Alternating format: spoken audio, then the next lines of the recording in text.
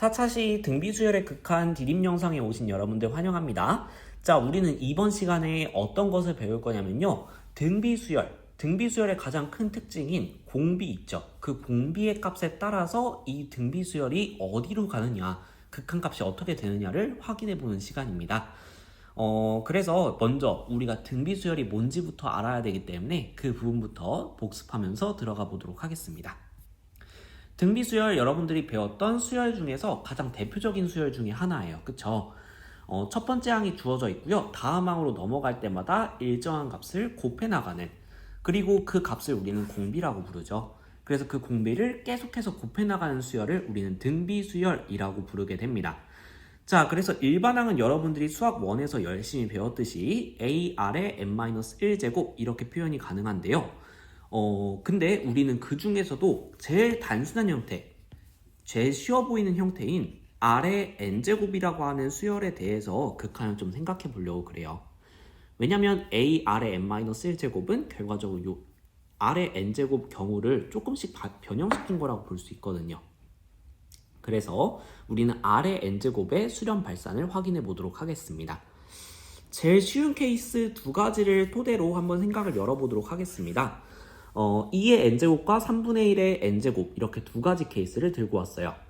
2의 n제곱은 여러분들이 n에다가 하나하나 넣어보시면 금방 느끼겠지만 1 넣었을 때 2 넣었을 때 4, 3 넣었을 때 8 이런 식으로 n의 값이 커지면 커질수록 항의 값도 계속해서 커지는 상황을 볼 수가 있어요.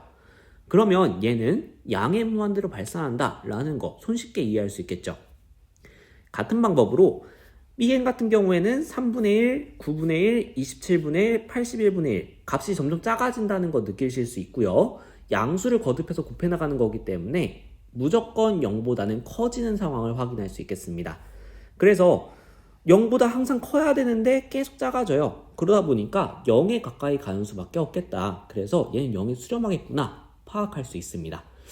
근데 지금 2의 n제곱, 3분의 1의 n제곱 다른 건 결과적으로 공비거든요.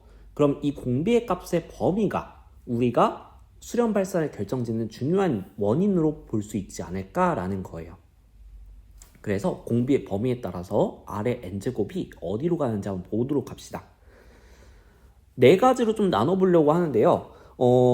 우리가 R의 n제곱 형태 중에서 제일 쉬운 거 생각해봐라 라고 한다면 어떤 거 생각해 볼 수 있겠어요? 뭐 2, 4, 8, 16 이런 것도 쉽긴 하겠지만 사실 제일 쉬운 거는 1, 1, 1, 1 이렇게 똑같이 반복되는 애거든요. 그쵸? 얘는 특징적으로 값이 안 변해요. 그래서 R이 1일 때 매우 중요한 포인트가 되겠구나. R이 1보다 커진다면 값은 갈수록 커질 거고요. R이 1보다 작다면 갈수록 값은 작아질 겁니다. 그래서 R은 1일 때를 주요 구분 포인트로 둘 거고요.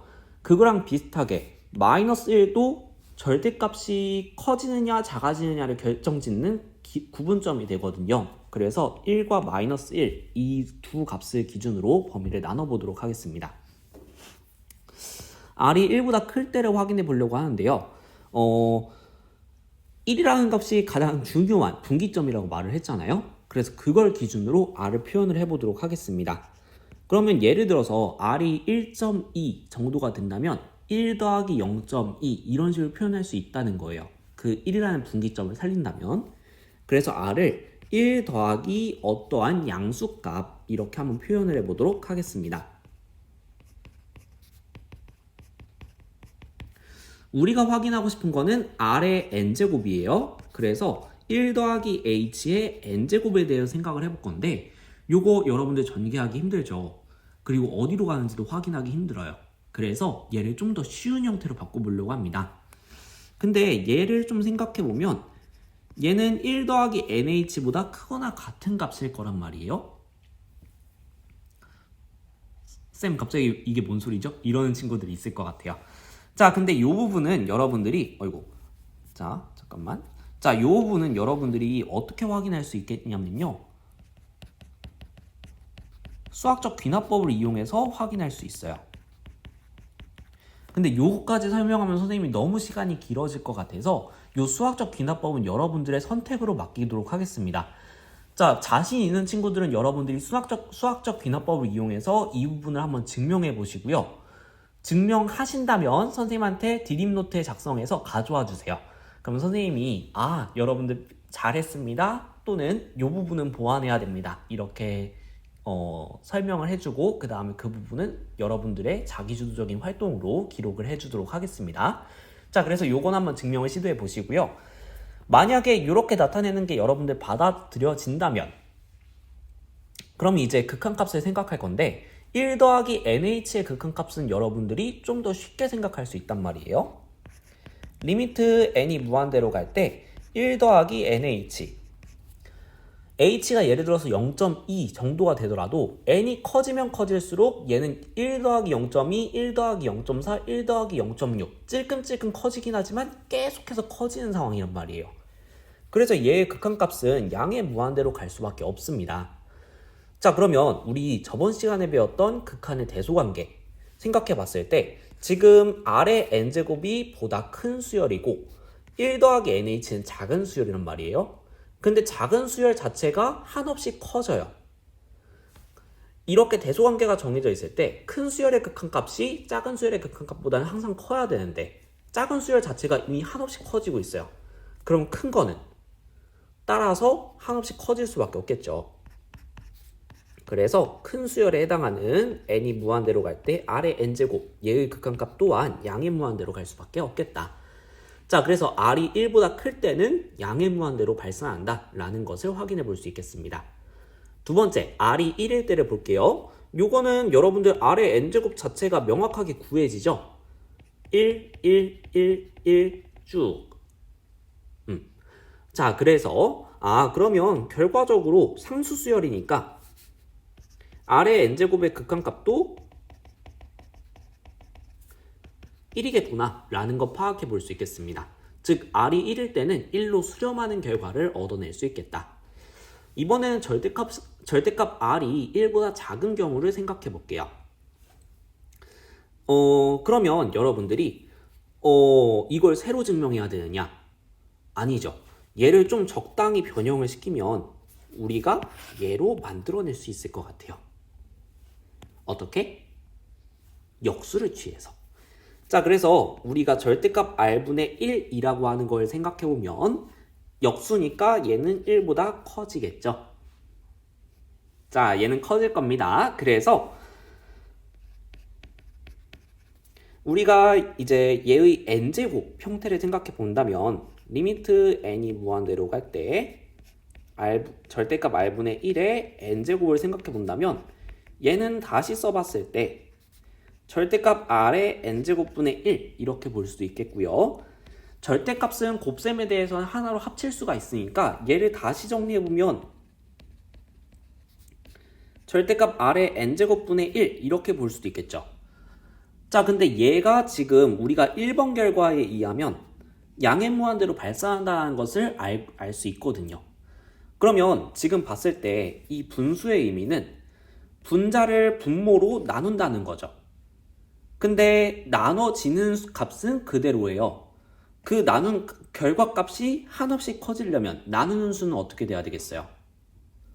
계속 작아져야 되겠죠. 그래야 얘가 몫의 값이 점점 커질 테니까. 그래서 이걸 통해서 알 수 있는 점은 리미트 n이 무한대로 갈 때 절대값 r의 n제곱이라고 하는 분모가 0으로 가주는 수밖에 없겠더라 라는 겁니다. 그러면 절대값 쉬운 게 0으로 가려면 안에 있는 것도 0으로 가야 되죠. 이건 우리 저번 시간에 살짝 설명했습니다. 지금 요거 왜 그렇지? 라고 생각되는 사람은 저번 시간 내용을 다시 한번 살펴보세요. 그래서 지금 알 수 있는 거 절대값 r이 1보다 작을 때는 극한값이 0으로 수렴하는구나 라는 것을 확인해 볼 수 있겠습니다.